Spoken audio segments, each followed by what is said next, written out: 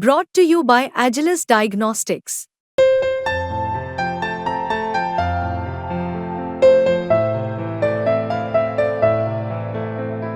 Agilus Diagnostics. तो आदाब, नमस्कार, गुड इवनिंग, सत श्रीकाल। एक बार फिर आप तमाम लोगों का स्वागत है क्राइम तक की इस कहानी के एपिसोड में। उम्मीद है पूरी फैमिली अच्छी होगी, अपना और अपनों का ख्याल रख रही होगी। चमकते पर्दे के पीछे का काला और घिनौना सच कई बार हम सबके सामने आया।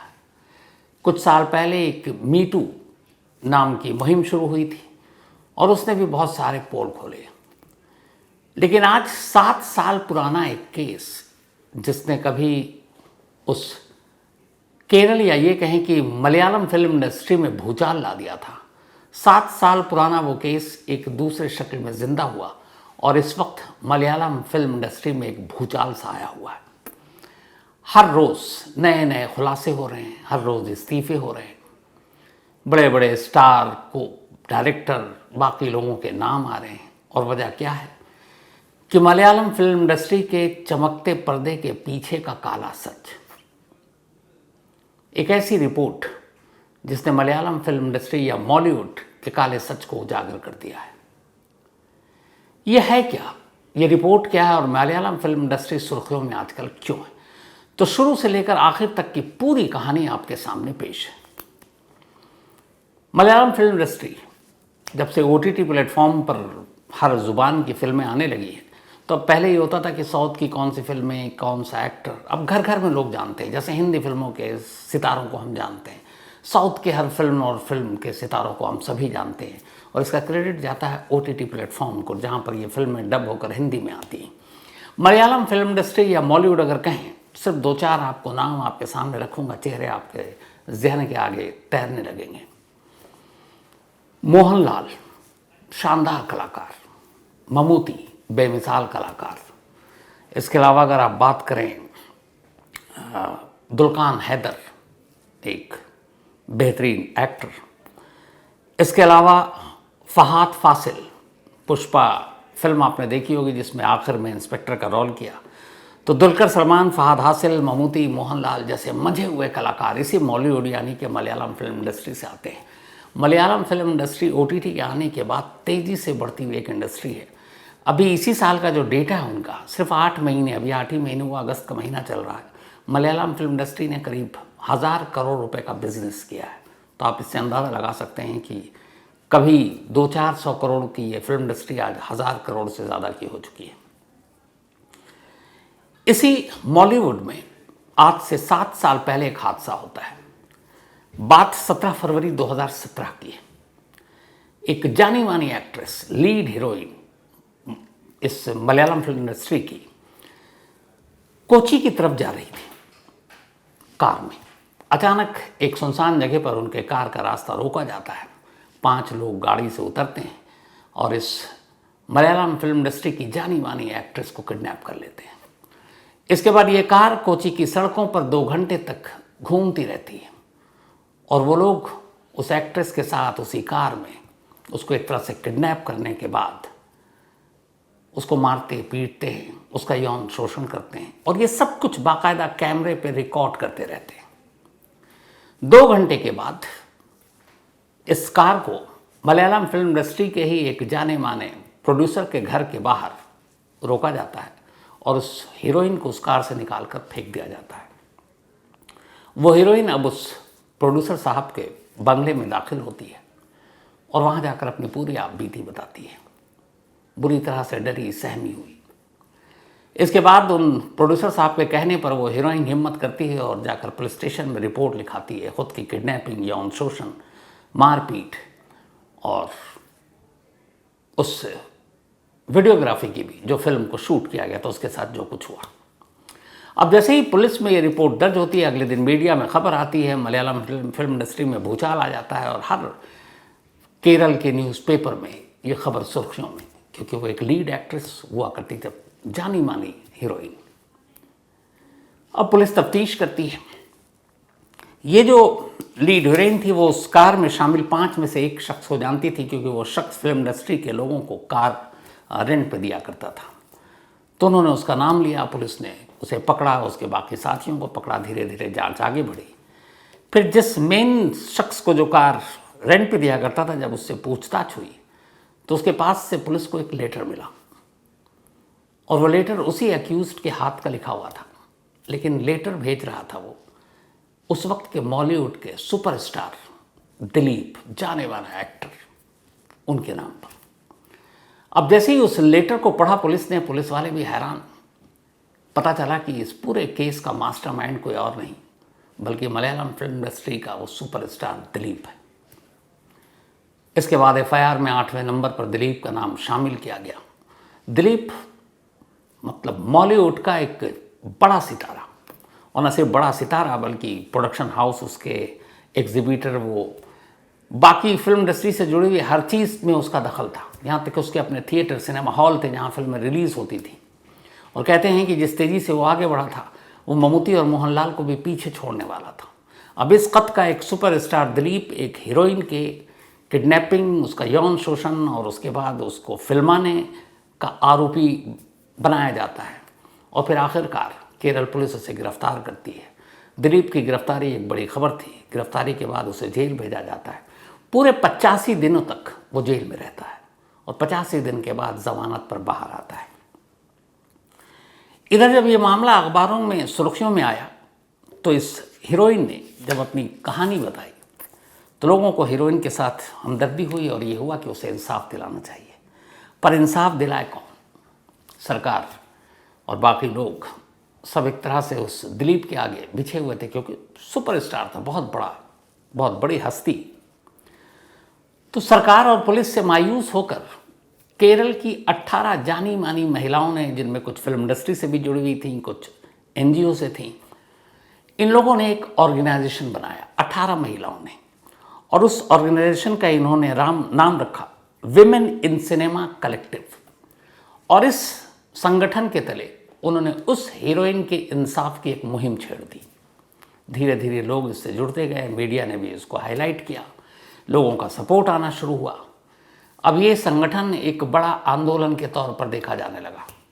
बाद में सरकार को एहसास हुआ कि वो गलत कर रही है, क्योंकि इस संगठन के जरिए एक हीरोइन को इंसाफ दिलाने की मुहिम शुरू हुई है, जबकि ये काम पुलिस और सरकार का है। तब केरल सरकार जागी और केरल सरकार ने कहा कि ठीक है, बॉलीवुड फिल्म इंडस्ट्री में अगर कुछ गलत हो रहा है तो हम उसकी जांच करेंगे, और उसके लिए एक कमेटी बनाते हैं। और इसी के बाद केरल सरकार ने केरल हाई कोर्ट के एक रिटायर्ड जज के हेमा, इनकी अध्यक्षता में एक 3 लोगों की कमेटी बनाई। उसमें रिटायर्ड जज के हेमा थी। इसके अलावा एक मलयालम फिल्म इंडस्ट्री की एक्ट्रेस जानी मानी शारदा इसकी मेंबर, और दूसरे एक रिटायर्ड आईएएस अफसर केबी वलसाला कुमार। तो वलसाला कुमार, शारदा, ये दोनों इस कमेटी में, और इस कमेटी की प्रेसिडेंट, अध्यक्ष रिटायर्ड जज केरल हाई कोर्ट की के हेमा, और इसीलिए इसको नाम दिया गया हेमा कमेटी। 2017 में केरल सरकार ने इस कमेटी को बनाने का ऐलान किया। इन 3 लोगों ने अपना काम करना शुरू किया। इस कमेटी ने अगले 2 सालों तक बॉलीवुड यानी कि मलयालम फिल्म इंडस्ट्री के लगभग 80 से ज़्यादा महिलाओं से, लड़कियों से डिटेल में बातचीत की, ख़ासतौर पर उन लोगों को जिनकी उम्र 30 साल के नीचे है। उस वक्त की जानी मानी जितनी एक्ट्रेस थी बॉलीवुड फिल्म इंडस्ट्री से जुड़ी, मतलब जितनी फीमेल, सबसे बात की गई, 80 से ज़्यादा महिलाओं से। और 80 से ज़्यादा महिलाओं से बातचीत करने के बाद हेमा कमेटी ने अपनी रिपोर्ट 2019 में केरल गवर्नमेंट को सौंप दी। अब सौंप दी तो इसके बाद ये हुआ कि भाई कमेटी की रिपोर्ट में क्या है, इसको सार्वजनिक किया जाए, इसको पब्लिक डोमेन में लाया जाए। लेकिन केरल सरकार ने कहा कि नहीं, ये थोड़ा प्राइवेसी का मामला है, इसमें जो तमाम हीरोइन ने कहा है, जो बयान दिए हैं, हम उसको सार्वजनिक नहीं कर सकते। और इस तरीके से ये रिपोर्ट जो 2019 में हेमा कमेटी ने मलयालम फिल्म इंडस्ट्री की गंदगी के बारे में सरकार को दी थी, सरकार उस पर एक तरह से फाइल को दबाकर बैठ गई। 19 से 5 साल बीत गए। इस दौरान में बहुत लोगों ने कोशिश की कि यह रिपोर्ट सार्वजनिक की जाए, लेकिन नहीं हुई। आखिरकार 2024 आ गया।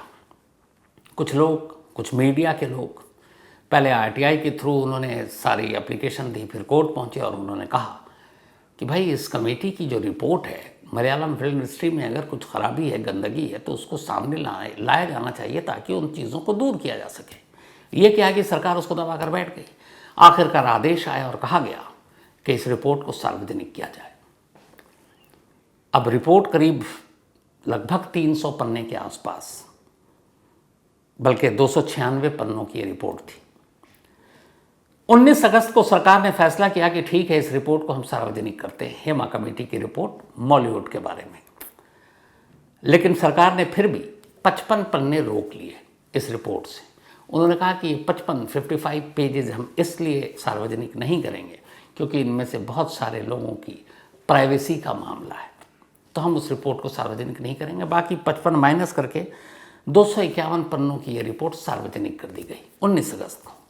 और 20 अगस्त से मलयालम फिल्म इंडस्ट्री में भूचाल आ गया, क्योंकि इस रिपोर्ट में जो कहानी सामने आई उसने मलयालम फिल्म इंडस्ट्री की पूरी पोल खोल कर रख दी। तो इस रिपोर्ट में है क्या, और उस हीरोइन जिसका 2017 में वहाँ के सुपरस्टार दिलीप ने किडनैप कराया, यौन शोषण कराया, वो कहानी क्या थी और इस कहानी से इस रिपोर्ट का क्या मतलब। तो दरअसल उस हीरोइन ने दिलीप के साथ बहुत फिल्मों में काम किया था और सब कुछ ठीक चल रहा था। दिलीप की 1998 में शादी हुई थी। मलयालम एक्ट्रेस थी जिनके साथ शादी हुई, जानी मानी, नाम था मंजू वारियर। दोनों की शादीशुदा जिंदगी ठीक चल रही थी। फिर इन दोनों की एक बेटी हुई। लेकिन 2015 आते आते पति पत्नी के रिश्ते खराब हो गए और उसकी वजह यह थी कि दिलीप की ज़िंदगी में एक दूसरी हीरोइन आ चुकी थी और अब दिलीप उनके साथ एक तरह से डेट कर रहे थे। और उन एक्ट्रेस का नाम था काव्या माधवन। 15 में आखिरकार दिलीप की अपनी पहली पत्नी से डिवोर्स हो गया, तलाक हो गया।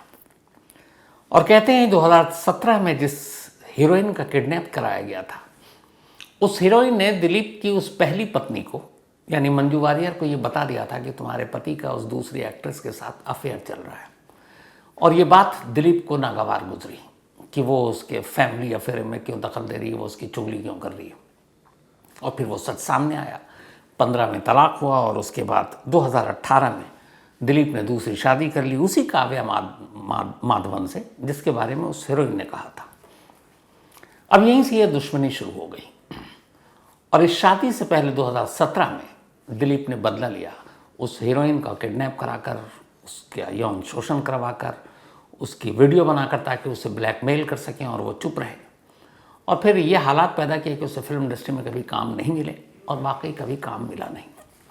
तो ये सारी कहानी थी, जिसके बाद ये कमेटी बनी। अब कमेटी बन गई, रिपोर्ट 19 अगस्त को आ गई, मतलब सार्वजनिक कर दी गई।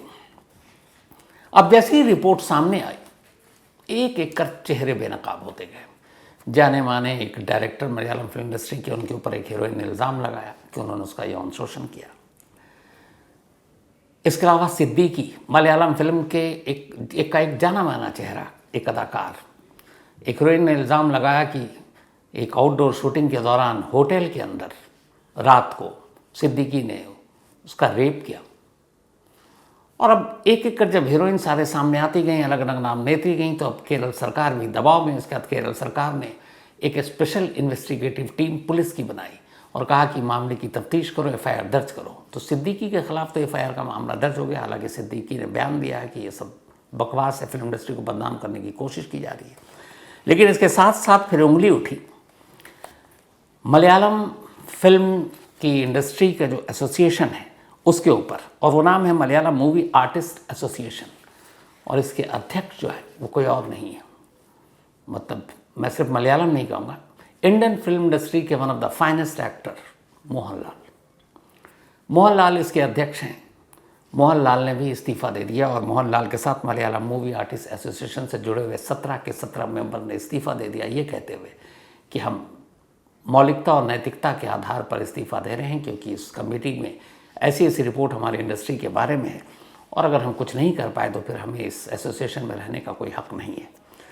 तो अब इस्तीफ़े की जो है वो झड़ी लग गई। इसके अलावा एफआईआर की भी झड़ी लग रही, एक एक करके सबके नाम सामने आ रहे हैं। बट सवाल ये है कि आखिर इस रिपोर्ट में ऐसा क्या लिखा 251 पन्नों के रिपोर्ट में हेमा कमेटी ने। तो अगर आप कुछ चीज़ें, सिर्फ 17 अलग अलग पॉइंट पर इस रिपोर्ट ने ध्यान खींचा है, लेकिन मैं सिर्फ 6 आपको बताऊंगा बातें जो आंखें खोलने वाली और फिल्म इंडस्ट्री की गंदगी को उजागर करने वाली है। इस रिपोर्ट में 80 से ज़्यादा फिल्म इंडस्ट्री से जुड़ी हुई महिलाओं से जब इंटरव्यू किया गया, उनसे पूछताछ की गई, तो ज़्यादातर ने एक बात कही। वो पहली चीज़ है कि जब भी कोई newcomer female Malayalam film industry में दाखिल होती है काम करने के लिए, किसी director, producer, cast director, production house, तो वहाँ बातचीत के बाद उनसे पहला एक सवाल पूछा जाता है और वो होती है एंट्री कोड। एंट्री कोड एक मलयालम फिल्म के डर्टी पिक्चर का डर्टी कोड है। ये एंट्री कोड ये होता है कि कोई भी फीमेल महिला जो हीरोइन बनने या फिर कोई किसी तरह की भी आर्टिस्ट बनने के लिए आती है, तो उसके बाकी तमाम उसकी एक्टिंग की कला के अलावा ज़्यादा जोर दिया जाता है ये पूछने पर कि ये बताओ कि अगर आपको हम काम दें और थोड़ा बहुत कंप्रोमाइज़ करना पड़े या एडजस्ट करना पड़े, तो क्या आप उसके लिए तैयार हैं? अब जो फिल्म इंडस्ट्री में नाम कमाने आते हैं, बहुत सारे लोगों के सामने ये गुजरता है। अब सामने वाली कंफ्यूज नई इंडस्ट्री में आई है, तो फिर उन्हें बताया जाता है कि आज ये जो आप टॉप की हीरोइनों को देख रहे हैं ना फिल्म इंडस्ट्री में हमारे यहाँ, इन सभी ने कॉम्प्रोमाइज़ किया और एडजस्ट किया है। तो फिर उन्हें लगता है कि ठीक है, जिन्हें इसी तरीके से कामयाबी हासिल करनी वो तैयार हो जाती हैं, और जिन्हें लगता है नहीं ये कॉम्प्रोमाइज़ नहीं करेंगे, उनके लिए फिल्म इंडस्ट्री का दरवाज़ा बंद। अब जो कहती हैं एंट्री कोड के दौरान कि हाँ मैं कंप्रोमाइज़ थोड़ा बहुत कर लूँगी, एडजस्ट कर लूँगी, तो फिर उस एक्ट्रेस को एक कोड दिया जाता है। वो कोड लेकर वो बॉलीवुड के किसी भी एक्टर, डायरेक्टर, प्रोड्यूसर के पास जा सकती है और कहती है कि मेरा एक पोर्टफोलियो है, मैं काम करना चाहती हूँ। वो उसका सब कुछ देखता है, लेकिन साथ में फिर वो कोड देखता है, और उस कोड को देख के समझ आ जाता है सामने वाले को कि ये कॉम्प्रोमाइज़ करने को तैयार है, ये एडजस्ट करने को तैयार है, और इसके बाद उसका यौन शोषण शुरू हो जाता है। तो जो भी ऐसी 80 से ज़्यादा फिल्म इंडस्ट्री से जुड़ी हुई महिलाओं ने हेमा कमेटी के सामने अपना बयान दिया, उनका यही था कि पहली दस्तक पर यह होता है कि एक कोड होता है, और वो कोड अगर आपको मिल गया तो फिर काम करने की गारंटी है, और अगर आपने कंप्रोमाइज़ या एडजस्ट करने से मना कर दिया तो फिर आपको वो कोड नहीं मिलता है, और जब आप किसी के पास काम मांगने जाती हैं तो उसे पता होता है कि इसके पास वो कोड नहीं है, दरवाज़ा बंद हो जाता है। ये पहली और सबसे खतरनाक सच्चाई। दूसरी, जितनी भी एक्ट्रेस हेमा कमेटी के सामने पेश हुई या बाकी आर्टिस्ट, जूनियर आर्टिस्ट, उन्होंने कहा कि उन्हें इस फिल्म इंडस्ट्री में काम करते हुए सबसे ज़्यादा तब डर लगा जब वो आउटडोर शूटिंग पे जाती हैं। आउटडोर शूटिंग के दौरान आमतौर पर स्टार या फिर क्रू होटल में ठहरते हैं। उन्होंने कहा हम जब भी जाते हैं हमें सबसे ज़्यादा ये डर होता है कि रात के वक्त जब रात ढलने लगती है तो अचानक दरवाजे पर दस्तक की आवाज़ आती है, और कई बार तो इस तरह से दस्तक की आवाज़ आती है जैसे सामने वाला दरवाज़ा तोड़कर अंदर घुस जाएगा। और वो लोग होते हैं जो फिल्म इंडस्ट्री में उस पिक्चर या उस जो भी शूट हो रहा है उसके मेन लीड रोल से लेकर second lead role, director, producer, ये लोग होते हैं बड़े लोग। होटल में रहते हैं, काम ख़त्म करने के बाद रात को शराब पीते हैं, और उसके बाद उन्हें पता है किस रूम में कौन हीरोइन, कौन जूनियर आर्टिस्ट कहाँ ठहरी हुई है, और वो सीधे जाकर दस्तक देते हैं क्योंकि उन्हें यकीन होता है कि दरवाज़ा खुलेगा, क्योंकि उनके पास कोड है, और फिर वो उनका यौन शोषण करते हैं। हेमा कमेटी के सामने बहुत सारी ऐसी एक्ट्रेस ने ये बयान भी दिया कि वो लोग इतना डर गए थे ये कहानी सुनकर कि जब भी आउटडोर शूटिंग के लिए कहीं जाते तो सब अपनी अपनी किसी ना किसी फैमिली मेम्बर को साथ रख लेते कि कम से कम होटल में साथ रहेंगे, और फैमिली मेम्बर जब साथ होता तो क्रू को भी पता होता कि ये अकेली नहीं है, तो उस फैमिली मेम्बर की आड़ में उनकी इज्जत बच जाया करती थी।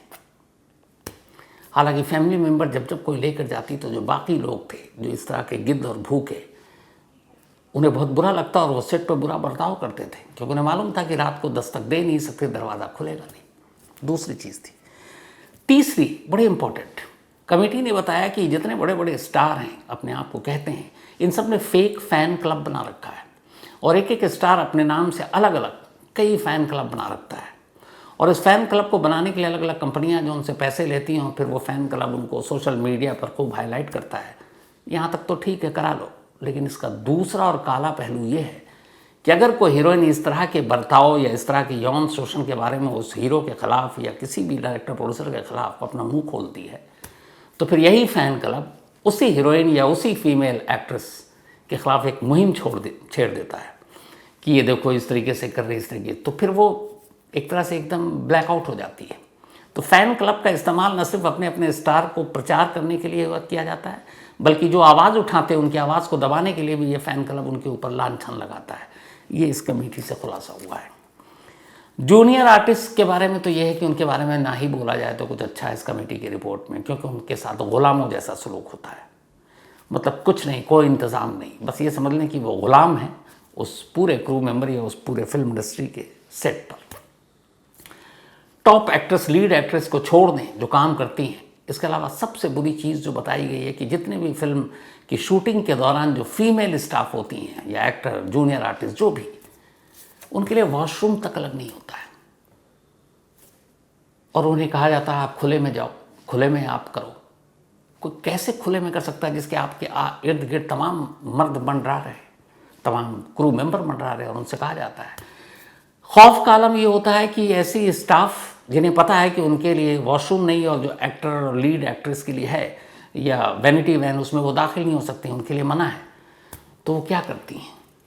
दर्दनाक सच्चाई उन्होंने बयान किया कि हम लोग प्यास भी लगती है तो सेट पर पानी नहीं पीते हैं, इसलिए पानी नहीं पीते कि अगर पानी पिएंगे तो वॉशरूम जाना पड़ेगा, और वॉशरूम है नहीं, खुले में करना पड़ेगा। गिद्ध जैसी निगाहें चारों तरफ घूम रही है, और शायद उनकी मंशा यही होती है कि ये लोग खुले में जाएं और वो भूखी नज़रों से देखें।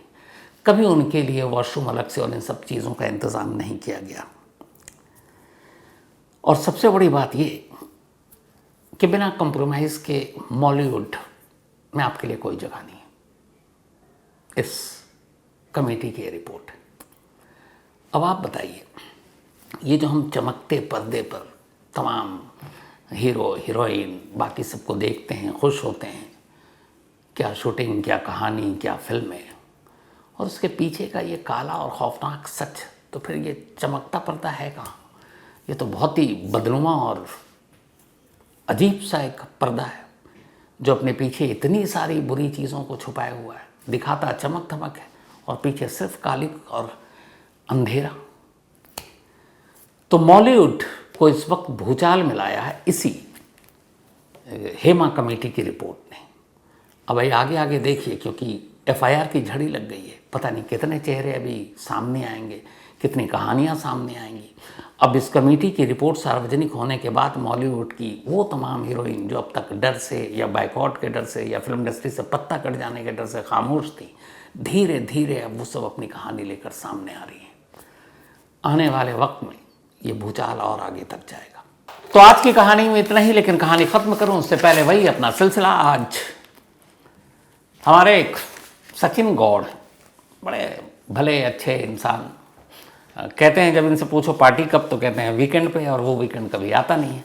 और हमारे एचआर में तो ये सारी ना कब अप्रेजल आएगा, कब क्या होगा, सब इन्हीं से पूछते हैं। तो आज हुआ ये कि मैं दफ्तर में आया, अभी अप्रेजल का कुछ चल रहा है, तो सबने कहा कि आज सचिन भाई का बर्थडे है, तो काम करते हैं, बर्थडे करते हैं और साथ में पूछ लेते हैं कि क्या रिपोर्ट है।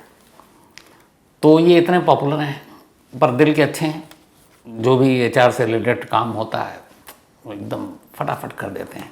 तो हमारे पूरे दफ्तर में, मतलब आज तक इंडिया टुडे के दफ्तर में बहुत पॉपुलर हैं ये। तो हैप्पी बर्थडे सचिन भाई, और उम्मीद है वो वीकेंड कभी ना कभी तो आएगा जब आप पार्टी देंगे। साथ ही दिलेश कुमार, इनका भी आज जन्मदिन है, तो हैप्पी बर्थडे दिलेश। इसके अलावा हाना महेश्वरी, इनका भी आज बर्थडे है, तो हैप्पी बर्थडे हाना, और भेजा जगदीश महेश्वरी ने। गोपाल साहू, इनका भी जन्मदिन है, तो हैप्पी बर्थडे गोपाल। इसके अलावा नीलांजना, इनका भी आज जन्मदिन है, तो हैप्पी बर्थडे नीलांजना। और ये शिल्पी भारद्वाज गोयल जी की बिटिया हैं। साथ ही राखी सूर्य राव, इनका भी आज बर्थडे है, तो हैप्पी बर्थडे राखी। और भेजा है फरीद शेख एंड फैमिली ने। तो आज कहानी में इतना ही है। आपसे मुलाकात होगी कल रात 9 बजे किसी नई कहानी के साथ। तब तक अपना और अपनों का ख्याल रखिएगा। Thank you very much.